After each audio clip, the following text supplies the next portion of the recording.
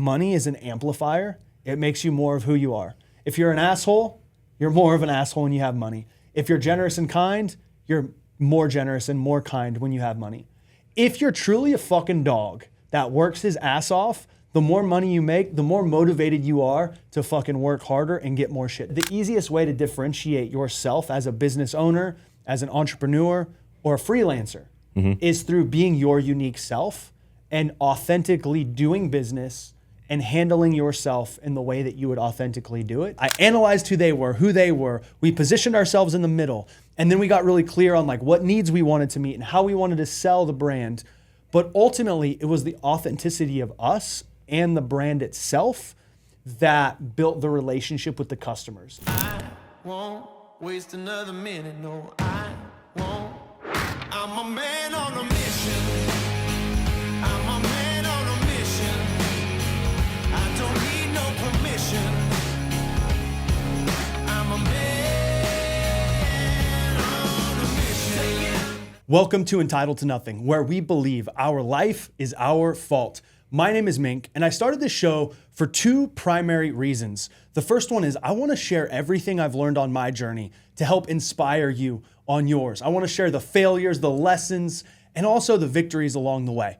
And the second reason is I want to build a community and connect with like-minded men who are ruthlessly committed to creating life on their terms. And I think one of the best ways that I can do that is by connecting with you guys and answering some of the questions that you guys ask me on a day-to-day basis. So today what I've done is I brought my producer Mike into the studio with me, and he's gonna be the voice of the people. He's gonna read off some of the questions that you guys have submitted, and we're just gonna have a candid conversation and talk about how we can continue to improve, to learn and grow, and inspire each other through our own actions and ultimately help everyone learn and grow together. So with that said, Mike, thanks for jumping on, bro. You're Hello, always everybody. behind the camera. I am. And I'm excited to do this. This is like a new little wrinkle in the podcast. I know we've talked about bringing in some questions and really trying to find more and creative ways to connect with the audience. And I think this is going to be a good way to do that. Yeah, absolutely. You guys have been awesome reaching out, giving us a lot of questions. So we really wanted to get your guys' voice in here. And, you know, I decided I'll ask the questions and put you on the spot. We got see. Mike on the mic as the voice of the people. Yeah, and then we get your authentic reactions. No scripting here.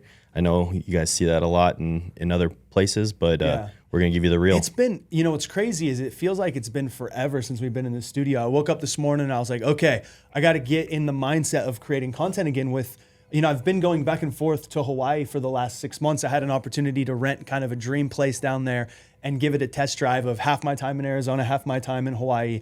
And then the last couple times we've kind of had opposing schedules. So this is the first time we've recorded in maybe 45 days. Yeah. Which feels really awkward because we were recording every day for like 6 months. Yeah.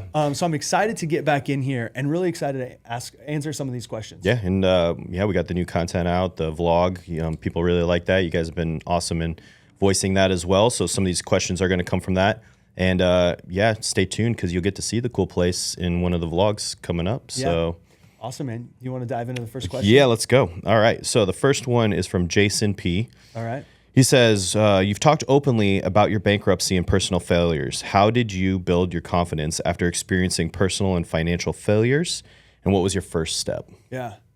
Man, that's such a great question. And I feel like confidence is a funny thing. You know, it's so difficult to build and so easy to lose at times. It's a little bit like momentum. You know, when everything feels like it's going your way, you're like, man, like I'm kicking ass, I'm taking names, all these things are happening. And then it's a really difficult thing to build. It takes time and energy and effort. And then, you know, one failure, one setback, one big thing can really cause you to doubt yourself. I've spent a lot of time thinking about this because the truth is most of my life I didn't have a lot of confidence and I didn't really believe in myself. You know, the first thing that I did to develop confidence was make a commitment to never fucking quit, no matter how hard it got or no matter how unsure I was in what I was doing. Absolutely. You know, I vividly remember a point in time when I was first getting my first business started and nothing was working and months were going by and I was putting all my energy into it. And there was a moment where I was just like, I don't know if I'm ever gonna figure this out, but I will never fucking quit. I will figure it out or I will die fucking trying. And so I think the first step to building confidence is just making the commitment that no matter how little or low you feel about what you're doing, how improbable it seems, that you commit to never giving up. And I think the only way you can have that level of commitment is if you have a really strong why. Like, why do you want to do this? And in the beginning for me, I had a very, very clear vision of how I wanted to live my life. And it was that vision and the contrast between where I was and how shitty my current environment was, and how like passionate I was about creating that new vision, that new ideal circumstance, that I just said, you know what? I'm unwilling to live like I am today. The only outcome is for me to get where I want to go. I want to be able to own my own business and travel and experience that life. And I don't care how much confidence I have, like I'll just never quit until I figure it out. So I think that's the first place to start, is just a massive commitment to never quitting. The never quitting comes from a strong why. And then from there, what also has really helped me is understanding what confidence actually is. Confidence comes from the root word fidere, which in Latin means with trust or to trust. And I never realized it until I read that and heard that. So confidence is really like having trust in something. Because we all have different levels of confidence, right? Like you were military, you were SWAT, right? One of the things you talked about all the time is how proficient you were with training with gun skills, whether it's pistols, rifles, whatever. Right? And I remember we were bantering in the office one day with a couple of the guys, and you were like, I will fucking smoke you in a shooting competition. You know, and that confidence comes from trusting the fact that you've put in all the time, energy, effort to be really fucking good. Made the mistakes and grew from them. So there's two elements to confidence that I've experienced. The first one is trust. But where does trust come from? It comes from competence, which is what you did. You developed your competence by thousands and thousands and thousands of, bullets at the range or whatever. And so for me, when I didn't have any confidence in myself, I had commitment. But the reason why I didn't have confidence is I didn't have competence. And so like by luck and also by modeling other people, I just threw myself into self-education.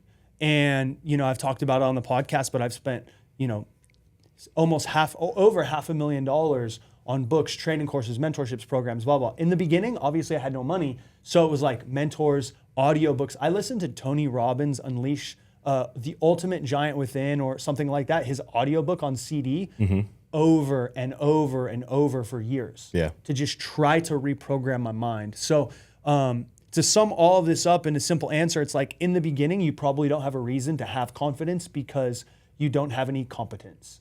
And the first thing you do is go develop some skills, develop competence. The more you trust in your skill set, the more confidence you have in that particular area.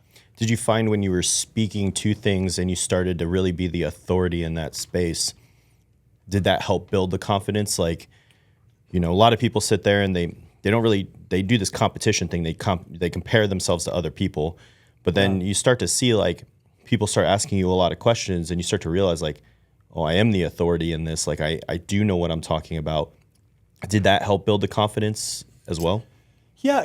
I don't know that it was so much about me talking about it and like being an authority. It was, so actually, it's an interesting question. So you put in the work, right, in talking about business, right? So I spent years and years and years developing my skill sets in sales, marketing, branding, and then built a couple businesses, sold a couple businesses. And then people come to me like, hey, can you help me with this? Can you help me with that? Can you consult with me?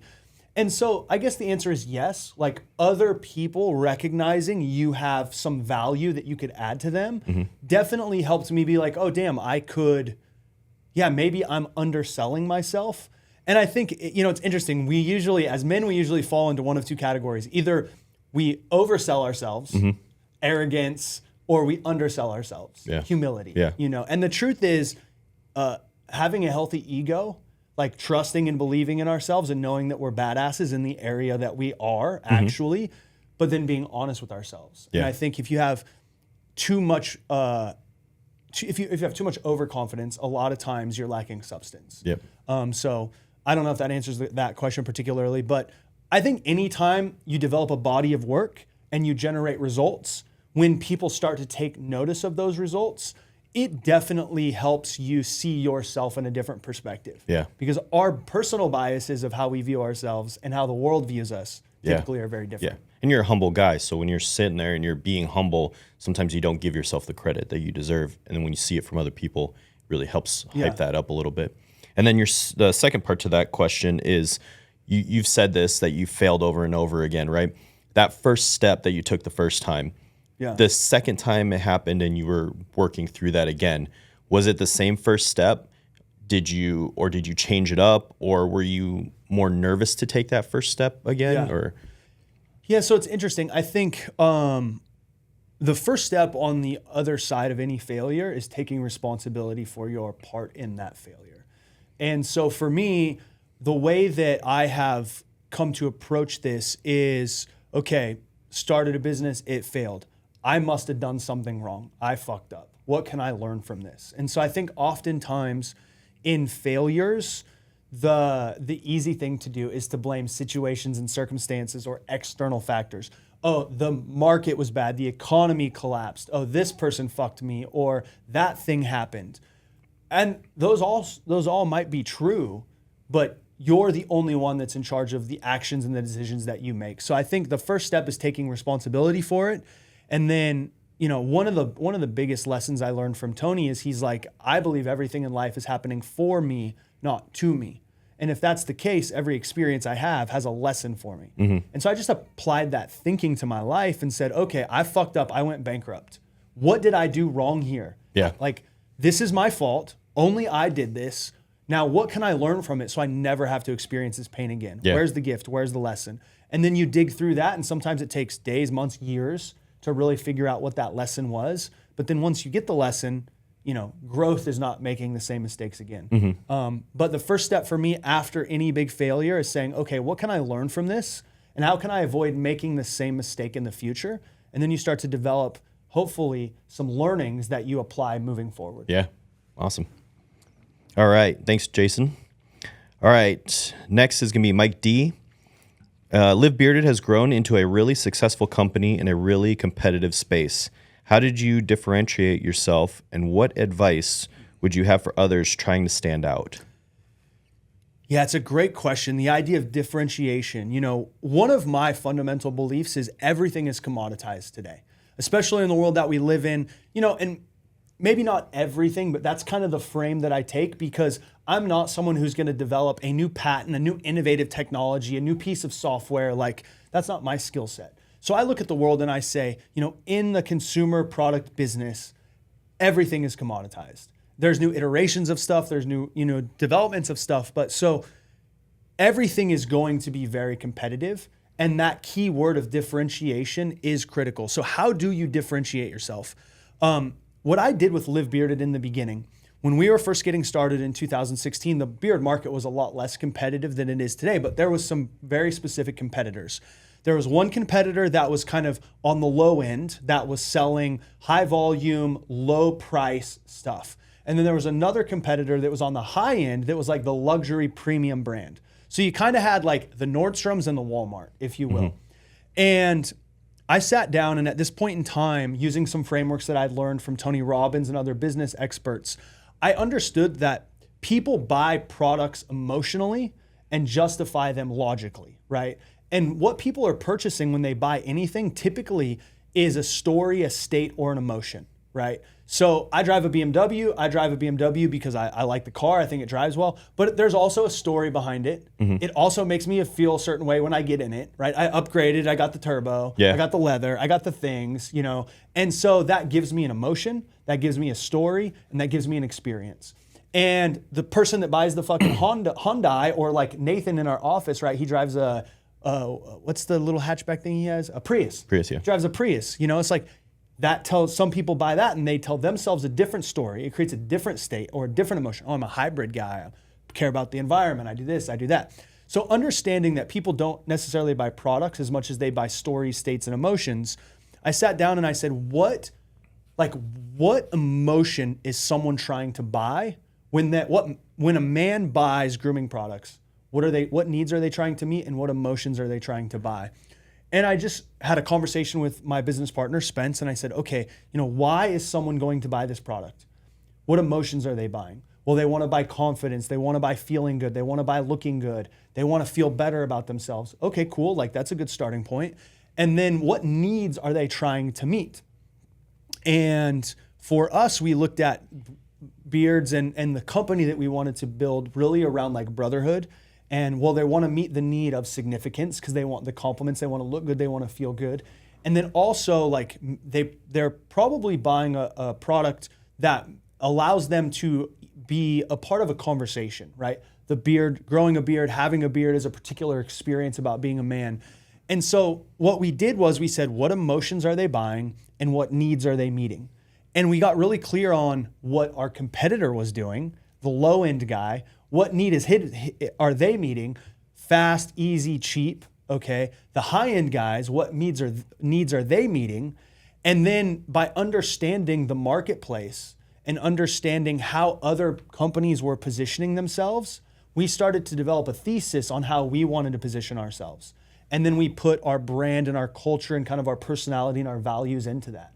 But if you're a business owner and you want to differentiate yourself in the market, the first thing you have to do is understand what is the market. Mm-hmm. And then I love using frameworks that I've learned through my experiences, like the 6 human needs framework from Tony, the emotional selling framework from some certain people.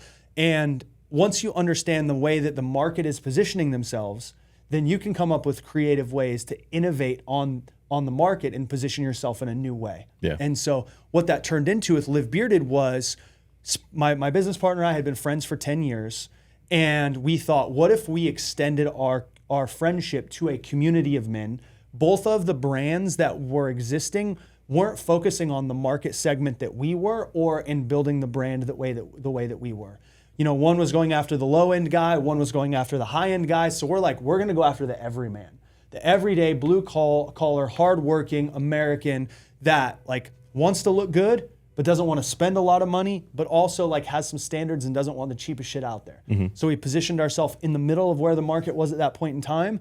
And then we figured out a story that was authentic to us and took our personal values and aligned those with the brand and then hit the market with, we're here to help encourage, uplift, and support our community to look, feel, and be their best.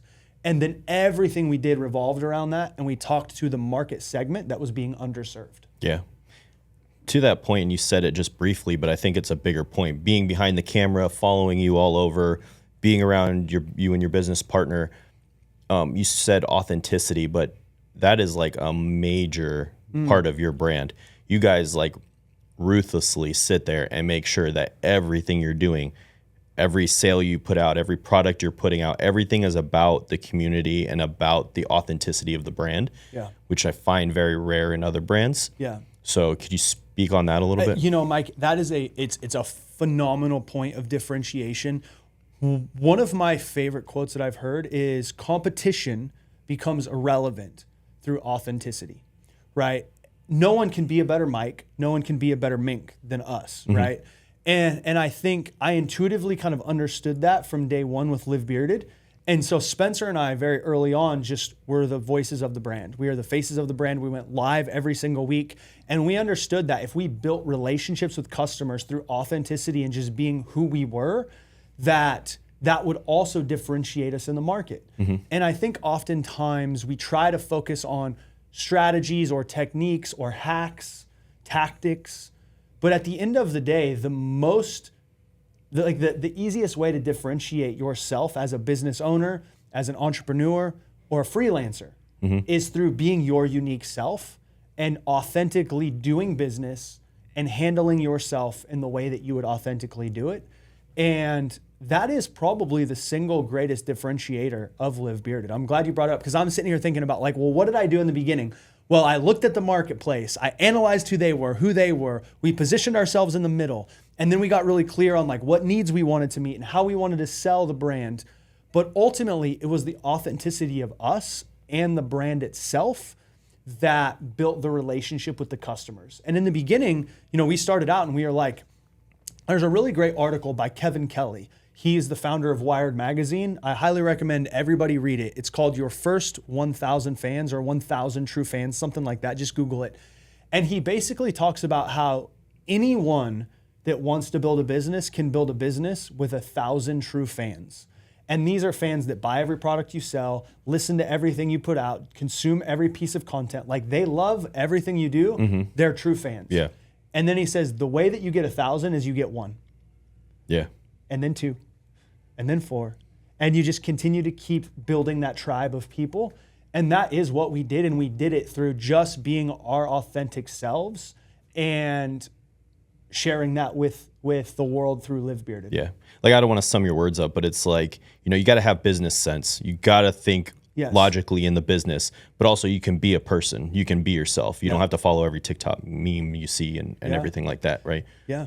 No, it's spot on. And especially in the world we live in today, again, if everything is commoditized and there's no authenticity or personality behind it, then everything is the fucking same.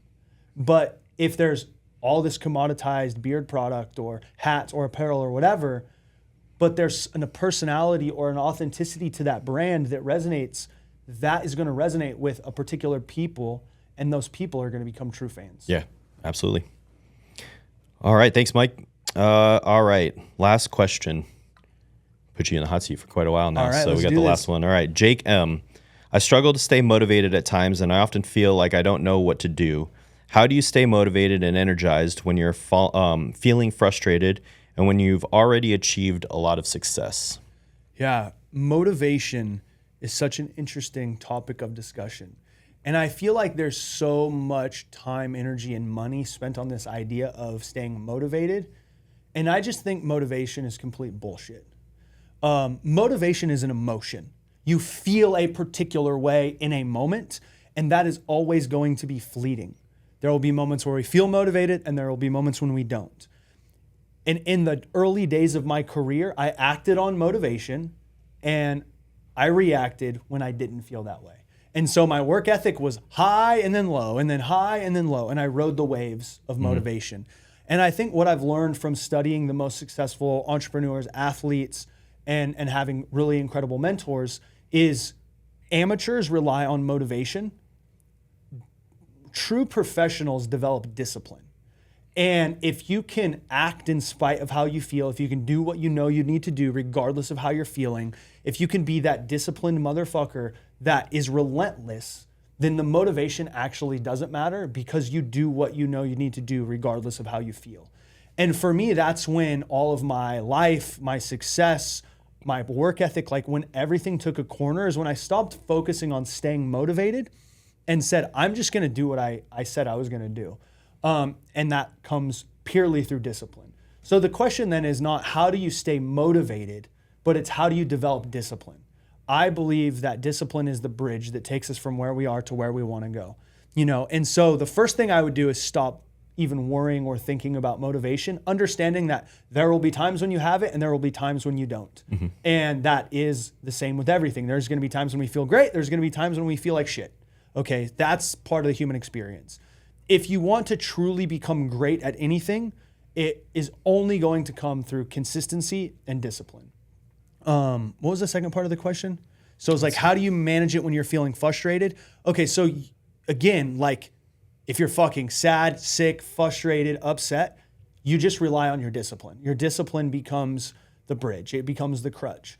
And success, you know, one of the things that's super interesting about success is you find out who people really are when they've experienced a lot of success. Meaning, I think money is an amplifier. It makes you more of who you are. If you're an asshole, you're more of an asshole when you have money. If you're generous and kind, you're more generous and more kind when you have money. If you're truly a fucking dog that works his ass off, the more money you make, the more motivated you are to fucking work harder and get more shit done. And then there's a lot of people that when they hit a particular level of success, they take their foot off the gas and they coast. And the greater level of success that you have reveals kind of who those are or what character traits you possess based on resource. And so for me, again, it goes back to discipline, because if you're the type of person that's developed the discipline, you are actually focused more on the action than the result. One of my favorite quotes says, "The man that loves to run will run farther than the man that loves the destination." And so I think, if you're only working to get to a certain destination, your potential will always be capped at that destination. But if you just fall in love with the process, then the goal is to work on the process and not get to the destination. And this is where as men, we have to decide what journey we want to run. And I don't think there's a right or wrong journey. I'm not here to tell anybody what journey to live. Some people, they want to get to a certain point. They want to make, 100 grand, 200 grand, whatever it is. And then they just want to coast and they want to be a little league coach and hang out with their kids and be home for every dinner at 5. That's fucking amazing if that's what you want. But the key is like getting clear on what you want so that you don't have regret of not doing the things that you felt you could have done. So understanding what you're optimizing for, I think, is really critical. But all of that comes from understanding motivation is an emotion. And I think emotions are the last thing you should focus on. Discipline, habits, consistency, rituals, routines. That's where I put all of my energy now. And those habits and routines are going to determine the results that we get. So do you look at it more like when you look at what's next or staying motivated, for lack of a better term, are you looking at the money aspect of it? Like, I want to make more money. Are you looking at the growth? Like, I want to grow this 10x business, and the money doesn't really factor into it. Like everybody, and I know this is gonna be a hot topic and probably a hot take, is like some people don't worry about money. Like, speaking to my little thing is like, I don't worry about money. I worry about the jobs we do and like making the best possible product and growing that business, growing the business. So like, do you focus on that or goals, like the goal to hit this amount or the goal to, get to this next thing? Which do you kind of prioritize, or which would you think is better? It's interesting. So I think the only reason why we don't have something that we want is we're not the type of person capable of creating that result yet. And so what that means is we've got a skill gap, a knowledge gap, or an execution gap. And so I think early on, like the answer is not binary. It's like all and. Mm-hmm. So what that means is like, yes, of course, I focus on the monetary results at times in business. Mm-hmm. Money is the scoreboard of business, right? Being in great physical shape is the scoreboard of working out, of eating healthy. In business, we talk about this idea of lead measures and lag measures. And this is from the book, The 4 Disciplines of Execution. It's a great book, great methodology. A lead measure is something that's influenceable. How many push-ups you do, how many sales calls you make. A lag measure is the result of that action. How many push-ups you can do in the future is a result of how many you do today. How many sales you close is a lag measure of the number of calls that you make. And so you have the influenceable action, and then you have the result of that. And so I think all of us at time are going to focus on the result because that is kind of the fire starter. Mm-hmm. That's the motivation. And of course, I have very big financial goals, and I want to live a particular life, and I need a particular financial capacity to do that. But I've also learned that the only way I'm going to get to the financial goal is by understanding who I need to be to get there. Mm-hmm. And so for me, the skill set acquisition, the character development, the skills, the traits, and the beliefs that we have, those are the building blocks for the results that we get. So the way I approach it is very simple. Okay, what result do I want to create, and what skills do I need to create that result? Mm-hmm. And am I committed to either? And now, like when I started Live Bearded, I started it because I wanted to make money. I wanted to create a certain level of financial capacity. And ultimately, I was like, one day I'm going to build an asset that I'm going to sell. Mm-hmm. And then as I got into this journey, and I'm 8 years into Live Bearded, I'm like, damn, I don't want to sell Live Bearded. I want the skills. I want to acquire the skills that are going to come from taking it from an 8-figure brand to a 9-figure brand. Mm-hmm. And so part of it is understanding that the journey changes along the way.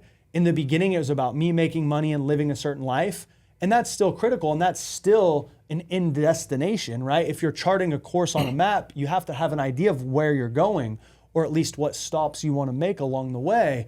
But for me now, I think a lot of the decisions I make are based on who do I have to become to get that? Am I committed to doing that and becoming that type of person? And what skills do I want to acquire? Because again, if the results that we get are based on who we are and what we become, then we should focus more on who we're going to become and what skills we want to create. And so a lot of my decisions are now made by, would I like doing those things and developing that skill set? And what else can I apply that skill set to in the future? Yeah. And then like, so for motivation, and I don't want to speak for Jake, but he's saying, how do you stay motivated? But also another thing is like, how do you forego burnout? Like, Yeah. is it just you always innovate something new? Like you started this content creation. Yeah. You're still running your business. You have this Yeah. content creation. You're growing that now too. Is that to forego like hitting those? Yeah, I mean, the truth is like we all get burnt out at times, and we all have different thresholds and different circumstances happen that require us to get burned out more often. I just look at, well, what the fuck does burnout mean? It means I'm low on energy, I'm low on creativity, I'm low on drive. Okay, that would be maybe how I define that. So then I just go through a process, like we all need to know what we like to do that recharges us, And so I think all of us will get burned out and all of us will deal with shit and all of us will be unmotivated. Burnout's an emotion. You're low energy, you're low creativity, you're low drive. Okay, well, what do you do to increase your creativity, increase your motivation, increase your drive? Well, A, you have discipline that carries you through those moments because those moments are temporary. And then B, I like to have a little bit of grace to myself. We went to Fiji together, right? I got this place in Maui because my favorite place in the world is the beach. That's where I feel the most recharged, the most creative. Some people, it's spending time with their kids, it's playing basketball. It's like, ultimately, I think when we hit that point of lack of motivation or lack of burnout, we need to remind ourselves why we're doing what we're doing. And then maybe we need to take some time to do the things that we enjoy doing. And by understanding ourselves, we can then figure out how to always bring our best selves to the moment. Yeah. And to speak to that, I just want to clarify, because I've seen this firsthand, is like, just because you're going to Fiji and just because you're working out of Maui, your level of dedication and working hard doesn't change. You just enjoy the ability to be in a place that you truly love while you're doing it. Like, you never stop working. I mean, I've watched you on a beach in Maui texting about, analytics and about how things are operating and stuff like that. Yeah. So it's doing the things you love, but also you're still always driven. You're always recharging. You're using those things to recharge you to do the business. I guess maybe I feel very fortunate because I've been playing this game of business for 15 years. And I've done it long enough now to figure out what are the things that help me push through that kind of energetic lull or that drive, the lack of drive or the lack of motivation. And for me, again, I started my first business because I wanted to travel and I wanted to experience different environments. And so I know oftentimes when I'm just really fucking drained, the best thing I can do is just have a change of environment. And just by doing that, it reignites my inspiration, my creativity, and my passion. And so, the most important thing that I can communicate is like motivation is going to come in waves. Burnout is going to come in waves. Drive is going to come in waves. And that is part of the human experience. Don't make yourself wrong for that. Just understand that you need to tap into a new part of yourself or you need to give yourself something different. If you have a plant and the fucking plant starts to wilt, maybe it needs more sunlight. Maybe it needs more water. Maybe it needs less water, And so I kind of think of myself in a metaphorical way, like I'm a fucking plant. And there's going to be some environments I thrive in. There's going to be some situations where I need something. And if I understand what I need in those moments and I give myself more sunlight or more water, or maybe I reduce the amount of water that I'm giving myself, ultimately that's going to help me stop wilting and start thriving again. Yeah. And all of us have that kind of code for ourselves. We have to figure out as men, what is that blueprint for us to feel inspired, motivated, driven, passionate. All of those, though, will come and go. And what stays consistent is the discipline to do whatever you need to do no matter what. And oftentimes, just the discipline and the self-satisfaction from the discipline carries you from lull to lull. Yeah. So, everybody out there, go ahead and comment in this video. Or if you're listening, go on Instagram. Tell us what motivates you, or what's your plant? What gets you fired up? Yeah, do the work. Sit down and figure it out and learn and grow. I I loved doing this episode, bro. This is the first questions that we've done from the audience. It's a lot of fun. And actually, we cover a broad range of topic. And I definitely want to do more of them. If you guys like this style of content and just kind of this free flow form between Mike and I, you can go to Instagram, follow me, shoot me a DM, shoot me a question, drop your question below this. I'd love to hear from you and I'd love to answer your questions so we can connect and engage and get to know each other more. I started this podcast again because I wanted to share the lessons I've learned on my journey to help inspire you. And if you've listened through this entire episode, I just want to say thank you for spending your time with us today. I know there's a lot of places and a lot of things that you could be doing. And I truly believe that by having an entitled to nothing mindset and taking radical responsibility for our results, we have the capacity to create the life that we want and to build life on our terms. That is my primary goal in life, and that is the reason why I wanted to share this information with you. So if you got value from this episode, please share it with someone that you think needs to hear it. Give us a follow, give us a rating on the podcast platforms, and drop a question to us. Until next time, see you guys on the next one.